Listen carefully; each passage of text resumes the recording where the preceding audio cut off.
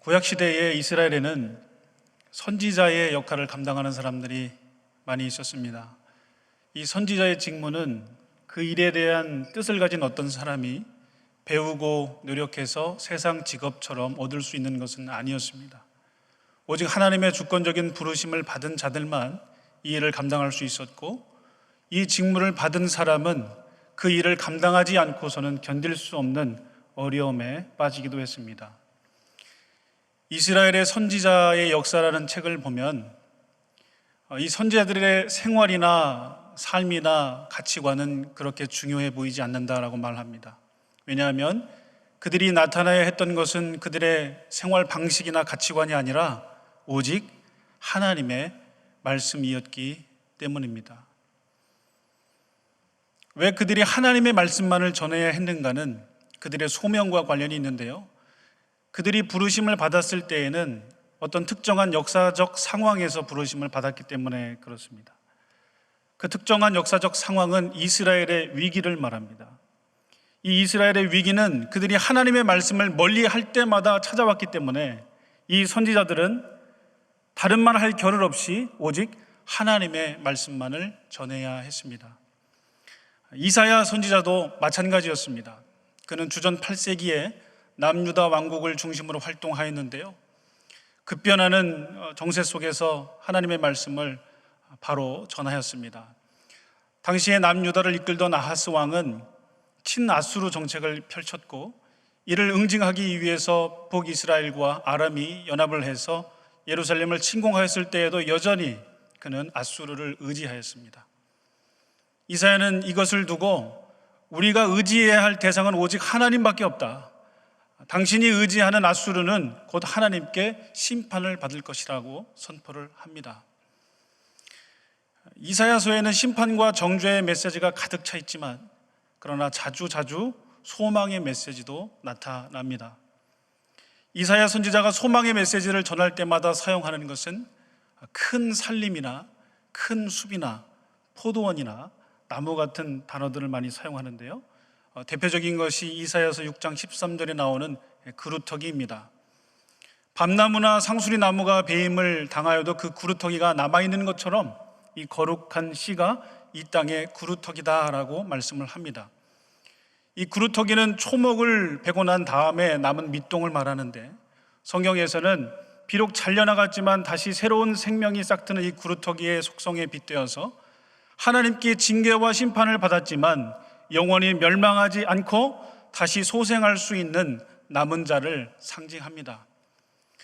이사야 선지자는 아수르를 빽빽한 숨, 큰 산림으로 비유를 하고, 이스라엘은 나무로, 다양한 나무들로 비유를 하는데요, 아수르를 상징하는 빽빽한 이 산림도 전능자의 손에 의해서 잘려나가고, 또 이스라엘을 비유하는 그 나무들도 잘려나갑니다. 똑같이 둘 다 잘려나가지만 이 둘 사이에는 건널 수 없는 차이가 있었는데, 그것은 아수르는 잘려나간 그것으로 끝이지만 이스라엘은 잘려나갔지만 아직 생명이 남아있다라고 이사야 선지자는 말씀해 주고 있습니다. 오늘 본문 11장이 바로 그 내용을 말하고 있습니다. 매우 중요한 소망의 메시지를 우리에게 주고 있습니다. 본문 1절을 보시면 이새의 줄기에서 한 싹이 나고 그 뿌리에서 한 가지가 난다라고 말씀을 합니다. 이사야가 이새를 언급하는 것은 낮아질 대로 낮아진 지금 이스라엘을 가리키는 것입니다. 다윗과 솔로몬 시대에 강성했지만 하나님의 말씀을 멀리함으로 하나님의 징계를 받아 낮아질 대로 낮아진 이스라엘의 모습을 가리키고 있습니다. 이새는 베들레헴에 살았고, 베들레헴은 남유다에서 가장 작은 도시 중에 하나였습니다. 바로 그것을 지금 말하는 것입니다. 그런데 낮아질 대로 낮아진 그 상태에서 지금 한 싹이 나고 그 뿌리에서 한 가지가 난다라고 말씀을 합니다. 이사야서에서 나오는 한 싹이라든지 한 가지라든지 또 그루터기나 순, 이런 단어들은 사람의 눈으로 볼 때에는 매우 보잘것없고 미천한 것이지만 이 단어들이 가리키는 대상은 매우 명확합니다. 이 단어들은 신약에 오실 메시아 예수 그리스도를 가리키고 있습니다. 또 대표적인 구절이 오늘 본문도 그렇지만 본문 1절도 그렇지만 대표적인 구절이 이사야서 53장 2절의 말씀이죠. 그는 주 앞에서 자라나기를 연한 순 같고 마른 땅에서 나온 뿌리 같다라고 말씀합니다. 이것들이 다 예수 그리스도를 가리키고 있는 것이죠. 자, 무엇을 말하고 있습니까? 메시아는 어떤 강성한 나라에서 큰 전쟁에서 승리하고 돌아온 개선 장군처럼 나타나는 것이 아니라 소망이 없는 가운데, 절망적인 상황 가운데 어떻게 시작하는지도 알 수 없는 그러한 시작을 통해서 오신다라는 겁니다. 사람의 눈으로 볼 때 분간할 수 없을 정도로 시작이 되지만, 그러나 중요한 것은 오늘 본문 1절의 마지막을 보시면 그 뿌리에서 한 가지가 나서 결실할 것이요 라고 말씀합니다. 반드시 결실한다는 것입니다. 그 결실이 어떠한 과정을 거쳐서 어떠한 결실을 맺는지에 대해서 오늘 한번 같이 살펴보도록 하겠습니다. 첫 번째는 본문 2절에 보시면 그의 위에 여호와의 영이 강림한다라고 말씀합니다. 1절에서 한 싹이라고 얘기했고 한 가지라고 얘기했는데 이제 그것들이 의인화가 되죠. 그라고 바뀌어져 있습니다. 메시아를 얘기하는 것이죠. 그의 위에 여호와의 영이 강림합니다. 사실 이 말씀은 신약에서 예수님에 의해서 성취되었습니다. 예수님께서 세례 요한에게 세례를 받으신 후에 성령이 비둘기같이 예수님께 강림하고 그때 하늘에서 음성이 나죠. 이는 내 사랑하는 아들이요 내가 기뻐하는 자라. 예수님에 의해서 성취된 말씀입니다. 그런데 그 말씀, 이 성령을 이사야는 어떻게 설명을 하냐면 여호와의 영은 이러이러한 특징을 가지고 있다라고 설명하는데, 첫째는 뭐냐면 본문 2절에 보시면 지혜와 명철의 영이다라고 먼저 설명합니다. 지혜는 하나님께 속한 것입니다. 어떤 사물이나 대상을 볼 때 바로 보고 판단하는 것이고, 명철은 본질을 꿰뚫는 능력입니다. 지혜와 명철의 능력이 그 안에 있다는 것이고, 그 다음엔 모략과 재능의 영이라고 설명을 합니다. 이것은 어떤 일을 세우고 계획한 다음에 이것들을 그대로 멈추지 않고 완벽하게 그 일들을 이루어낼 수 있는 능력, 이것을 모략과 재능이라고 보시면 되겠습니다. 누가복음 24장 19절에 보면 이런 말씀이 있어요. 나사렛 예수의 일이니 그는 하나님과 모든 백성 앞에서 말과 일에 능하신 선지자이다. 말뿐이 아니라 일에 능하신 선지자이다. 모략과 재능의 영에 충만하신 예수님이시기 때문에 가능한 것이죠. 그리고 이어서 이사야는 또 두 가지를 추가하는데, 이 여호와의 영을 지식과 여호와를 경외하는 영이다라고 설명을 합니다. 여호와를 경외하는 것이 지식의 근본이라고 우리가 알고 있는데요, 같은 말을 하고 있는 거죠. 지금 결실이 어떻게 맺어지는지를 우리가 살펴보고 있는데, 소망이 없는 가운데 한 싹이 나는데 그 위에 여호와의 영이 강림합니다. 그 여호와의 영 속에는 지혜와 명철과 모략과 재능과 지식과 여호와를 경외하는 능력이 충만한 영이 그 아주 사람의 눈으로 보기에는 연약해 보이는 그 위에 임한다라는 것입니다. 그러한 하나님의 영을 받은 그 메시아가 어떤 일을 하는지는 본문 3절부터 5절까지 기록이 되어 있습니다. 우리 3절부터 5절까지를 우리 한 목소리로 한번 읽어보겠습니다. 시작. 그가 여호와를 경외함으로 즐거움을 삼을 것이며 그의 눈에 보이는 대로 심판하지 아니하며 그의 귀에 들리는 대로 판단하지 아니하며 공의로 가난한 자를 심판하며 정직으로 세상에 겸손한 자를 판단할 것이며 그의 입에 막대기로 세상을 치며 그의 입술의 기운으로 악인을 죽일 것이며 공의로 그의 허리띠를 삼으며 성실로 그의 몸의 띠를 삼으리라. 아멘. 여호와의 영이 임한 그가 하는 일은 무엇이냐면 바로 다스림입니다. 다스림. 어떻게 다스리냐면 먼저는 여호와를 경외하는 것을 즐거움으로 삼습니다. 여호와를 경외하는 것을 날마다 즐거움으로 삼으며 다스리는데, 눈으로 보이는 대로 심판하지 않고 귀에 들리는 대로 판단하지 않습니다.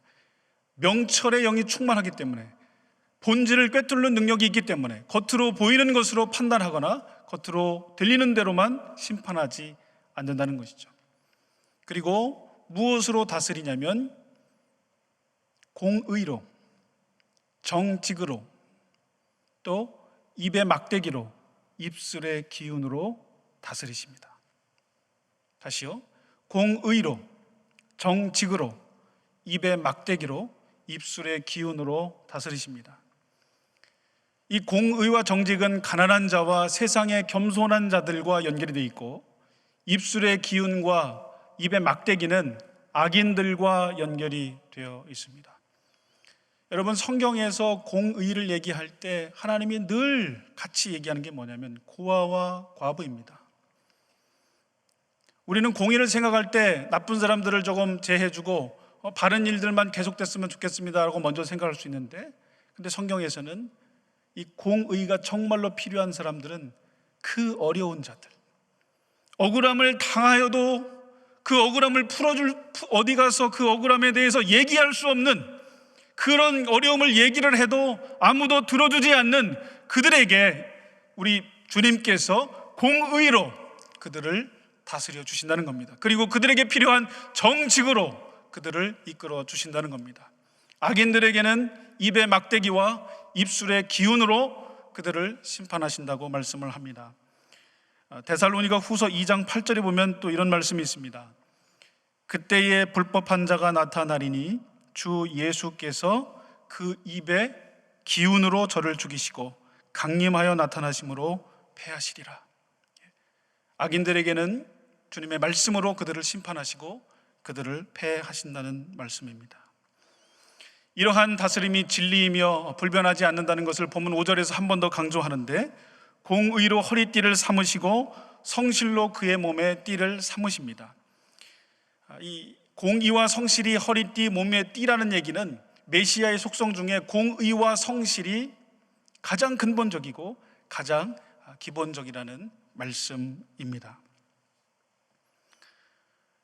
아무런 소망이 보이지 않는 가운데 한 싹이 났고 지금 결실을 맺어가고 있습니다. 이 용어들을 신약의 용어로 좀 바꿔보면, 하나님께서 예수 그리스도를 이 땅에 보내시고 아무런 소망이 없는 이 세상 가운데, 또 이스라엘 민족에게도 아무런 소망이 없는 그 시점 가운데 예수 그리스도를 이 땅에 보내주시고 그 위에 하나님의 영을 부어주시고 그리고 이 세상을 다스리신다는 것입니다.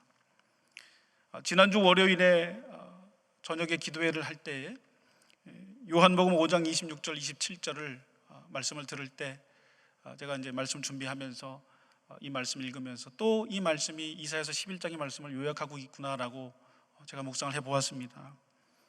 요한복음 5장 26절 27절 보면, 아버지께서 자기 속에 생명이 있음같이 아들에게도 생명을 주어, 그 한 싹 그 안에 생명이 있죠. 생명이 주어 그 속에 있게 하셨고 또 인자됨으로 말미암아 심판하는 권한을 주셨으니, 이 요한복음 5장 26절 27절 딱 이 두 구절에 이사야서 11장의 내용들이 요약되어 있구나라는 것을 또 묵상해 볼 수가 있었습니다. 아무런 소망이 없는 가운데에 한 싹이 나고 그 위에 여호와의 영이 임하고 그리고 그 여호와의 영을 받은 메시아가 다스리기 시작합니다. 예수님의 다스림이 시작될 때, 예수님의 다스림이 그 있는 곳에, 예수님께서 통치하는 그곳에 바로 그때에 무슨 일이 일어나는가, 그 결실이 어떻게 맺어지는가, 그 내용이 오늘 본문 6절부터 9절까지 잘 나와 있습니다. 우리 6절부터 9절까지 한 번 더 한 목소리로 읽어보겠습니다. 시작. 그때의 이리가 어린 양과 함께 살며 표범이 어린 염소와 함께 누우며 송아지와 어린 사자와 살진 짐승이 함께 있어 어린아이에게 끌리며 암소와 곰이 함께 먹으며 그것들의 새끼가 함께 엎드리며 사자가 소처럼 풀을 먹을 것이며 젖먹는 아이가 독사의 구멍에서 장난하며 젖된 어린아이가 독사의 굴에 손을 넣을 것이라. 내 거룩한 산 모든 곳에서 해됨도 없고 상함도 없을 것이니 이는 물이 바다를 덮음같이 여호와를 아는 지식이 세상에 충만할 것임이니라. 아멘. 이 구절을 보면 마치 에덴 동산을 보는 것 같습니다. 어떤 분들은 이 본문을 있는 그대로 해석하시기도 하고 어떤 분들은 계시록과 연결시켜서 해석하기도 합니다. 공통된 것은 하나님의 나라가 완성될 때 이러한 모습을 보일 것이다. 완성될 하나님의 나라가 이러한 모습을 가지고 있을 것이다 라는 것입니다. 본문을 보면 먼저 우리는 아름다운 자연 환경을 생각해 볼 수가 있습니다. 여러분 가보셨던 곳 중에서 어느 곳이 가장 아름다우셨습니까? 저는 많은 곳을 다녀보진 못했는데 예전에 유럽에 있을 때 스위스 융프라우를 가는 여정을 한번 가져본 적이 있는데 그때 한 호숫가를 기차에서 내려서 한 호숫가를 건너는 그런 길목이었습니다. 배를 타고 그 호수를 건너는데 세상에 천국이 있다면은 정말 이러한 모습일까? 천국은 여기보다 훨씬 좋겠지. 너무나 그곳이 아름다웠어요. 그런데 들리는 얘기는 그 지역의 자살률이 가장 높다라는 거예요. 그러니까 아무리 좋은 자연 환경이 있다 할지라도 그것이 우리 인간에게 완전한 행복을 가져다 주지는 못합니다. 물론 예수님이 다스리는 그때에 창세기 1장에 하나님이 창조하시고 보시기에 좋았다라고 말씀하시는 그것들이 회복이 되겠지만 오늘 본문에서 말씀하는 핵심은 바로 관계입니다. 바로 관계예요. 예수님이 다스리는 그때에 회복될 것은 바로 관계라는 것입니다. 이리와 어린 양, 표범과 어린 염소, 또 송아지와 어린 사자와 살찐 짐승들이 어린아이에게 끌립니다. 또 암소와 곰이 함께 먹고 또 사자가 소처럼 풀을 먹습니다. 이 둘의 관계는 어떤 관계냐면 적대적인 관계예요. 이리는 어린 양과 적대적인 관계, 표범과 어린 염소도 적대적인 관계입니다. 이 적대적인 관계가 어디까지 완화가 되냐면 어린아이가, 젖먹는 아이가 독사의 굴에 손을 넣으며 장난을 치고 그래도 아무런 이상이 없는 것이죠. 이러한 세계, 여러분 어떤 세계입니까? 이러한 세상 어떤 세상입니까? 오늘 본문 9절에서 명확하게 얘기를 하는데 본문 9절 보시면 이러한 일들이 일어나는 곳은 내 거룩한 산 모든 곳이라고 말합니다. 예수님이 다스리시는 모든 곳에서는 해됨도 없고 상함도 없을 것이다. 이 해는 손상을 입히는 거죠. 이리가 어린 양에게 손상을 입히죠. 어린 양은 이리에게 상함을 받는 거죠. 그러니까 관계의 완전성, 관계가 완전히 회복된다라는 것을 말씀하고 있습니다. 여러분 우리는 일상을 살아가면서 늘 관계 속에서 상처받고 상처를 주고 힘들어하고 왜 나에게 상처를 주느냐 하면서 본인도 다른 사람의 상처를 주고 다람쥐 쳇바퀴 돌면서 그렇게 하듯이 많은 상처 속에서 서로 해를 주고 상함을 받고 해를 주고 상함을 받는 그러한 세상 가운데 살아가고 있습니다. 자, 그런데 그러한 것들이 없어진다는 것이죠. 해가 없고 상함도 없는 대신에 있는 것이 뭐냐면 물이 바다를 덮음같이 여호와를 아는 지식이 세상에 충만할 것이다. 서로 상처 주고 아픔을 받는 그러한 것이 완전히 없어지고 여호와를 아는 지식이 충만해지는 바로 그것, 예수님의 다스림이 있는 곳입니다. 구약에서 이스라엘 백성들이 하나님을 떠나 죄를 짓는데 그 죄악된 모습은 크게 두 가지로 볼 수 있습니다. 하나는 하나님을 미워하는 것이고 하나는 이웃을 미워하는 것입니다. 하나님을 미워할 때에는 우상 숭배로 나타나고 이웃을 미워할 때는 이웃을 공격합니다. 그런데 사람들은 자기보다 강한 사람을 공격하기는 쉽지가 않아요. 그런 사람들도 있지만 자기보다 강한 사람은 쉽게 공격을 못합니다. 그런데 이 공격적 본성을 가지고 있으니까 자기보다 약한 사람들은 공격을 합니다. 그래서 하나님께서 앞에서도 말씀드린 것처럼 늘 이스라엘 백성들에게 고아를 챙겨라, 과부를 좀 돌보라, 그 사회에서 공격을 가장 많이 받는 사람들을 항상 언급하셨고 하나님의 백성으로 부르심을 받은 이스라엘 백성들은 그 일을 감당해야 함에도 불구하고 그 일을 전혀 감당하지 못했습니다. 이러한 일들은 신앙생활을 하는 우리 한국교회도 얼마나 많이 있는지 모릅니다. 얼마 전에는 충격적인 뉴스가 하나 나오지 않았습니까? 어떻게 해야 합니까? 어떻게 해야 내가 남에게 상처를 안 주고 어떻게 해야 내가 남에게 상처를 받지 않을까요? 오늘 본문 6절에서 9절에 나오는 이 이야기는 먼 미래의 이야기입니까? 책에만 기록된 이야기입니까? 아니면 내 삶에서도 이러한 이야기들이 나올 수 있습니까? 여러분 가정은 어떻습니까? 여러분이 속해 있는 공동체는 어떻습니까? 여러분이 있는 곳에 늘 싸움이 있습니까? 여러분이 있는 곳에 늘 평화가 있습니까? 저는 제가 있는 곳에 싸움도 많이 있는 것 같아요. 본문 9절에 해됨도 없고 상함도 없을 것인데 이곳이 일어나는 장소는 명확합니다. 내 거룩한 산 모든 곳, 내 거룩한 산 모든 곳, 이곳은 바로 예수님의 다스림이 있는 곳입니다. 예수님의 다스림이 있는 곳. 왜냐하면 예수님께서는 지혜와 명철과 모략과 재능과 지식과 여호와를 경외하는 영이 충만한 분이시기 때문에, 여호와의 영이 충만한 그 성령의 충만함을 지니신 분이시기 때문에 예수님이 다스리는 그곳에는 해됨도 없고 상함도 없을 것이다 라고 말씀하는 것입니다. 이 말씀을 믿으실 수 있기를 바랍니다. 사람들이 하나가 될 때는요, 뭔가 구심점이 필요합니다. 저는 이거 유학생활 하면서 북한 학생들하고 한 2년 정도를 같이 공부했습니다. 거의 매주 만났죠. 제 옆에 앉고 제가 지휘를 하면 피아노를 쳐주고 지휘를 하면 제가 피아노를 치고. 학교를 들어가 보니까 북한 학생들이 있는 거예요. 북한에서 총 7번의 시험을 보고 나왔다고 얘기를 하고 늘 단체 생활을 하고, 실력은 저는 땅이면 그들은 정말 하늘이었습니다. 오페라 막 3-4시간 되는 걸 다 암송에서 다 치고, 유럽에서 활동해도 전혀 충분한 학생들이었는데 다 북한으로 돌아가는 것을 보았습니다. 그때 그들과 얘기도 잘 못 나누겠어요.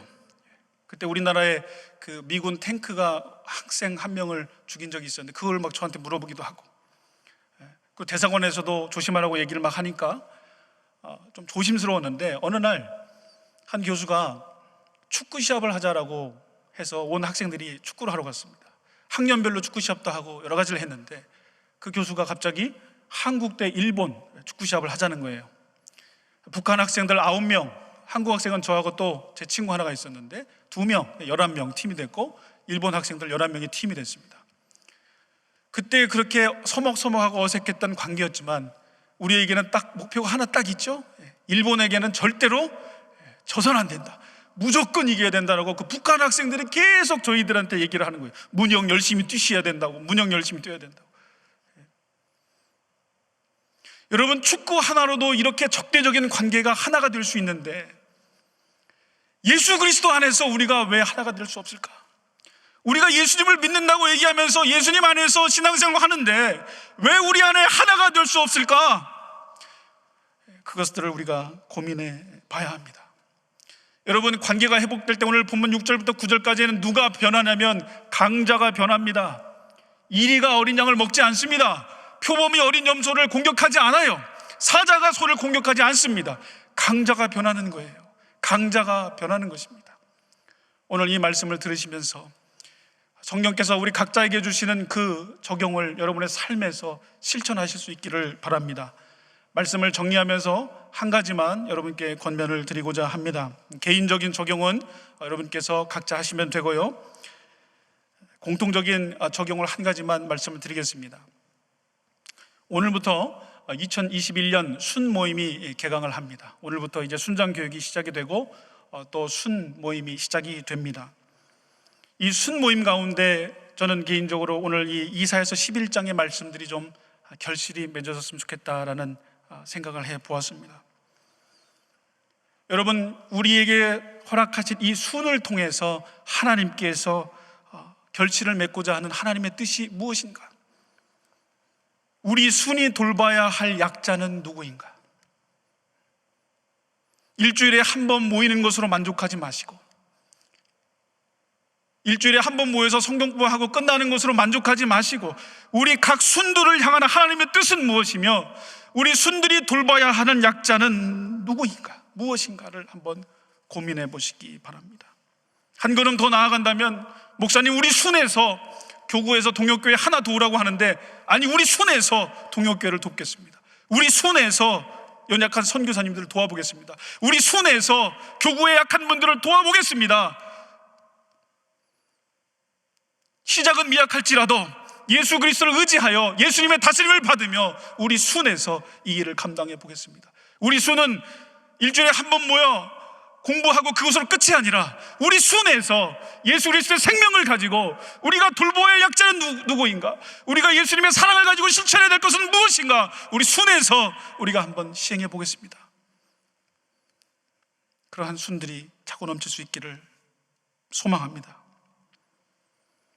신방순장은 오늘 이 말씀을 더할 나위 없이 실천할 수 있는 그 자리에 사실은 계십니다. 여러분, 교회에서 약자가 누구입니까? 교회에서 약자는 사회적으로 약한 그 약자가 아니라 교회에서의 약자는 교회를 겉도는 사람들입니다. 교회에서의 약자는 일꾼이 아닙니다. 교회의 중심으로 들어오고 싶어도 들어오지 못하는 사람들이 약자입니다. 순장이나 신방순장은 교회에서 강자입니다. 우리는 그 약자들을 돌봐야 되는데 신방순장이 그 약자들을 잘 도울 수가 있습니다. 그들을 돌봐주십시오. 그들을 돌봐주십시오. 그들을 케어해 주십시오. 저는 목회하면서 지금도 그렇게 쉬운 일은 아니지만 전화가 오면 이분 전화를 받으면 최소 1시간, 길면 2시간 전화를 받아야 돼요. 전화를 받고 그 얘기를 들을 때 저는 한마디도 말을 못하죠. 그 얘기를 들을 때에는 답답하기도 하고 해야 할 일도 있는데 해야 되니까. 그런데 듣다 보면 어떤 얘기가 있냐면, 제발 내 말 좀 들어주세요. 제발 나의 마음을 성토할 데가 없습니다. 내 말 좀 들어주세요. 내 말 좀 들어주세요. 라는 그런 감정들이 저에게 올 때가 있어요. 그 일들을 우리 신방순장들께서 감당해 주실 수 있기를 제가 권면을 드립니다. 원하옵기는 오늘 이 이사야서 11장에 나오는 이 말씀이 우리의 삶 가운데 차고 넘치도록 결실을 맺을 수 있기를 주님의 이름으로 축복합니다.